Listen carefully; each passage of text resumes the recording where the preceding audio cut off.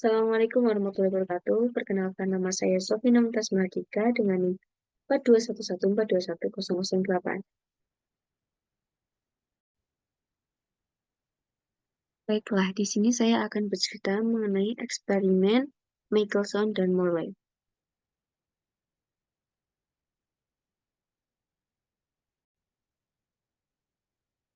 Jadi latar belakang dari eksperimen ini yaitu dari definisi gelombang itu sendiri, di mana gelombang adalah energi yang merambat melalui medium yang lentik dan elastis. Pada abad ke-19, banyak ilmuwan yang percaya bahwa gelombang cahaya membutuhkan suatu medium untuk merambat, sama seperti gelombang suara membutuhkan udara atau air. Medium ini disebut dengan ether, dan dianggap sebagai suatu zat yang mengisi seluruh ruang kosmik, termasuk di antara benda-benda langit. Ether juga dianggap sebagai suatu medium yang absolut dan tidak bergerak, sehingga semua gerakan relatif dapat diukur terhadap ether. Untuk membuktikan keberadaan ether, dilakukan percobaan untuk mengukur kecepatan bumi terhadap ether. Salah satu konsekuensi dari hipotesis ether ini adalah bahwa kecepatan cahaya harus bergantung pada arah dan kecepatan gerak pengamat terhadap ether. Misalnya, jika bumi bergerak melalui ether dengan kecepatan tertentu, maka pengamat di bumi akan melihat cahaya yang datang dari arah yang berlawanan. Dengan gerak bumi lebih cepat daripada cahaya yang datang dari arah sejajar dengan gerak bumi. Perbedaan kecepatan cahaya ini disebut sebagai angin ether atau ether wind. Sama halnya dengan nama dari percobaan ini, yaitu percobaan atau eksperimen Michelson dan Morley. Tokoh-tokohnya yaitu yang pertama ada Albert Abraham Michelson, lahir pada 19 Desember 1852 di Drezno, Prusia, seorang fisikawan Amerika Serikat yang hasil penemuannya secara akurat menentukan laju cahaya menyokong teori relativitas Albert Einstein. Dan yang kedua ada Edward Williams Morley, lahir pada 29 Januari 1838 dan wafat pada 24 Februari 1923, adalah seorang ilmuwan kimia Amerika yang dikenal karena pengukuran berat atom, oksigen, dan karena percobaan Michelson-Morley-nya tersebut. Ada pula teknologi yang terinspirasi dari Albert Michelson. Yang pertama, ada kecepatan cahaya konstan. Kecepatan cahaya konstan. Albert Michelson adalah salah satu ilmuwan pertama yang menunjukkan bahwa kecepatan cahaya adalah konstan, yang terkenal sebagai kenyataan Michelson-Morley. Konsep ini mengarah pada pengembangan teori relativitas Einstein dan merupakan salah satu konsep utama dalam fisika modern. Yang kedua ada interferometri. Michelson adalah orang yang mengembangkan interferometri, teknik yang digunakan untuk mengukur panjang gelombang cahaya dan interferensi cahaya. Interferometri digunakan dalam banyak aplikasi dari ilmu material hingga penelitian kesehatan. Kemudian yang ketiga, ada pembelahan spektrum. Michelson juga menerapkan prinsip interferometri untuk mempelajari spektrum cahaya. Hasil kerjanya membukakan jalan untuk pengembangan spektroskopi modern yang digunakan untuk mengidentifikasi unsur kimia dalam benda langit dan laboratorium. Yang keempat, ada penggunaan lapisan tipis. Michelson mengakui bahwa lapisan-lapisan tipis dapat menghasilkan interferensi cahaya dan dapat digunakan untuk menciptakan reflektor optik yang efisien.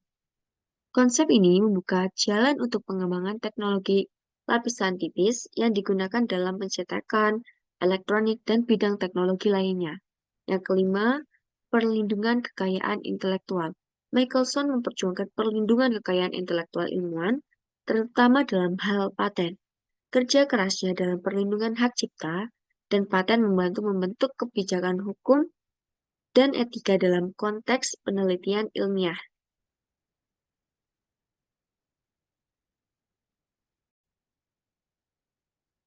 Tersebut merupakan gambar atau foto dari interferometer Michelson. Interferometer adalah alat yang digunakan untuk mengukur panjang gelombang cahaya atau untuk mendeteksi perubahan kecil dalam panjang gelombang.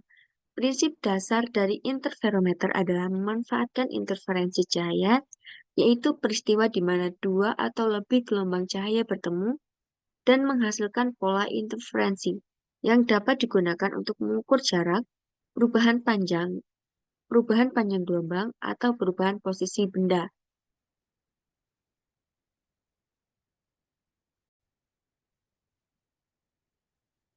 Interferometer Michelson terdiri dari beberapa bagian komponen yang bekerja sama untuk menciptakan interferensi cahaya dan mengukur perbedaan panjang lintasan optik. Berikut bagian-bagian utama dari interferometer Michelson. Yang pertama ada source atau sumber cahaya. Interferometer Michelson menggunakan sumber cahaya monokromatik yang umumnya dihasilkan oleh laser. Cahaya laser memastikan bahwa gelombang cahaya yang digunakan memiliki panjang gelombang yang tetap dan konsisten. Yang kedua ada pembagi berkas atau beam splitter. Cahaya dari sumber atau laser dipancarkan ke pembagi berkas atau beam splitter. Pembagi berkas adalah suatu komponen optik yang memecah cahaya menjadi dua lintasan yang bergerak dalam arah yang berbeda. Sebagian cahaya dipantulkan dan sebagian lagi dibiarkan lewat. Kemudian ada cermin datar atau mirror. Interferometer Michelson biasanya melibatkan dua cermin datar.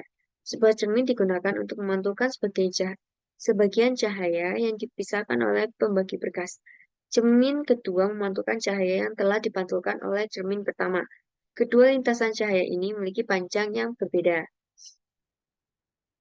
Kemudian yang keempat ada layar pengukuran atau detektor. Layar pengukuran atau layar detektor dipasang di tempat yang tepat untuk menerima cahaya yang telah mengalami interferensi. Pada layar ini, pola interferensi yang terdiri dari fringe atau pola gelap dan terang terbentuk. Perubahan posisi ini digunakan untuk mengukur perubahan panjang lintasan optis. Kemudian ada perangkat pemindah cermin. Beberapa interferometer Michelson dilengkapi dengan perangkat untuk memindahkan salah satu cermin. Pemindahan cermin ini memungkinkan penyesuaian panjang lintasan optis yang dapat digunakan untuk mengukur perubahan panjang gelombang cahaya. Kemudian ada plat kompensator atau kompensator.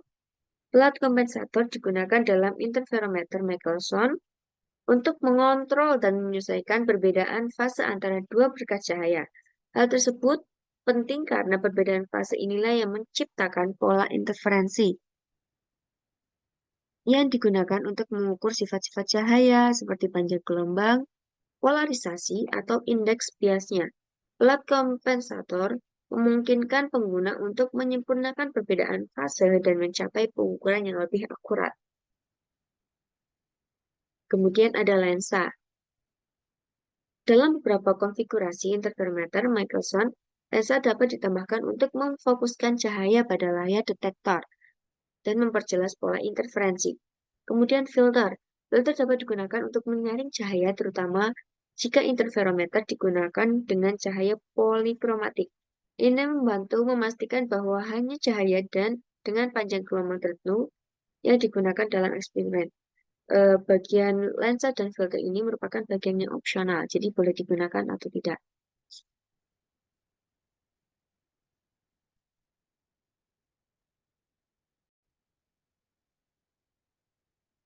Tersebut merupakan skema percobaan dari yang dilakukan oleh Michelson-Morley, di mana seberkas cahaya yang dipancarkan sumber cahaya S dipisahkan menjadi dua berkas di titik A. Berkas yang satunya dipantulkan oleh cermin B, sedangkan berkas yang lainnya dipantulkan di cermin C.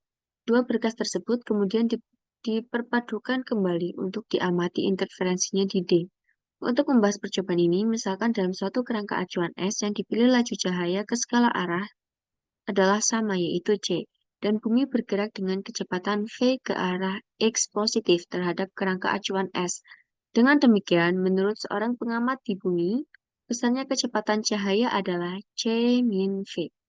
Waktu yang diperlukan oleh cahaya untuk menempuh jarak dari pemecah berkas atau beam splitter A ke cermin datar B dengan kecepatan C min V dan kembali ke A dengan kecepatan C plus V setelah mengalami pemantulan oleh cermin datar B, di mana C1 sama dengan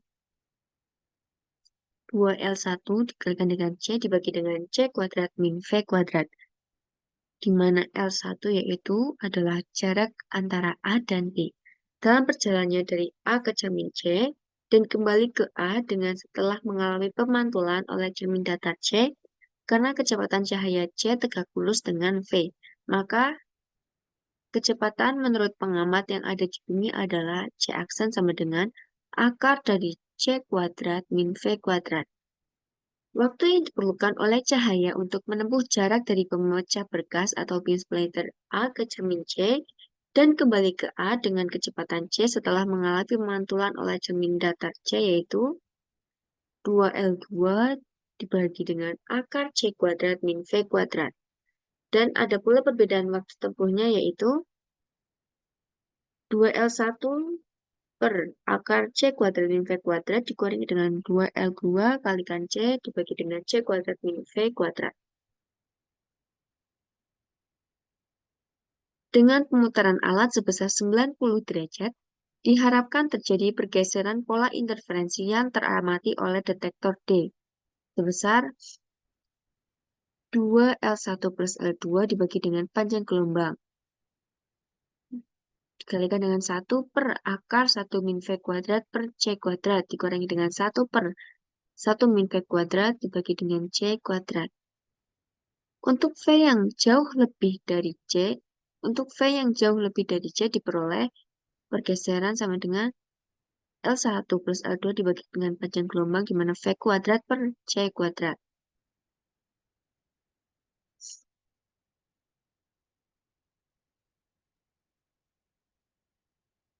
Hasil percobaan Albert Michelson dan Edward Morley.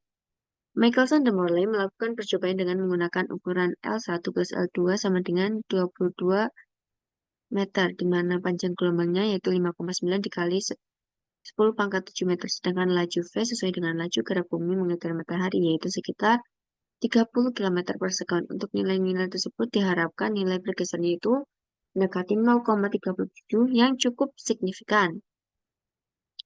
Berdasarkan hasil pengamat, ternyata tidak terjadi pergeseran pola interferensi. Dengan demikian dapat disimpulkan bahwa kecepatan cahaya tetap besarnya tidak bergantung pada kerangka pengamatannya. Hasil ini juga menunjukkan bahwa ether yang berfungsi untuk merambatkan cahaya dan gelombang elektromagnetik lainnya tidak ada. Sebab seandainya ia ada, maka harus mempunyai kecepatan relatif atau V terhadap matahari dan bintang lainnya sebesar 30 km per sekon, sehingga pergeseran pola interferensi akan teramati pada detektor D. Percobaan Michelson-Morley dianggap sebagai petunjuk pertama terkuat untuk menyangkal keberadaan ether sebagai medium gelombang cahaya. Percobaan ini juga telah disebut sebagai titik tolak untuk aspek teoritis revolusi ilmiah kedua.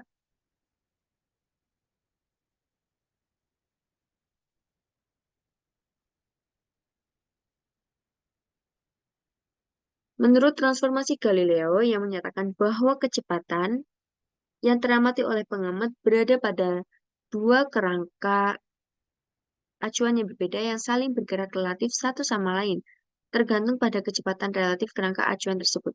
Sedangkan percobaan Michelson-Morley yang dilakukan pada tahun 1887 telah membuktikan bahwa kecepatan cahaya tidak dipengaruhi oleh kecepatan kerangka acuan.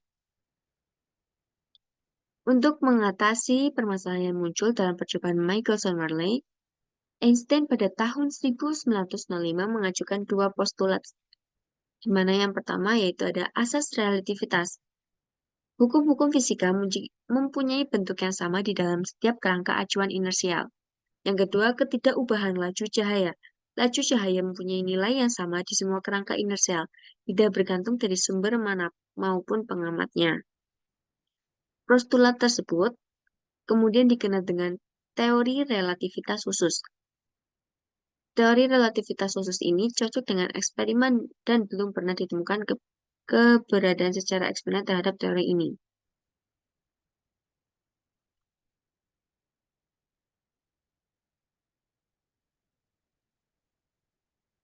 Sekian presentasi dari saya, kurang lebihnya mohon maaf. Wassalamualaikum warahmatullahi wabarakatuh.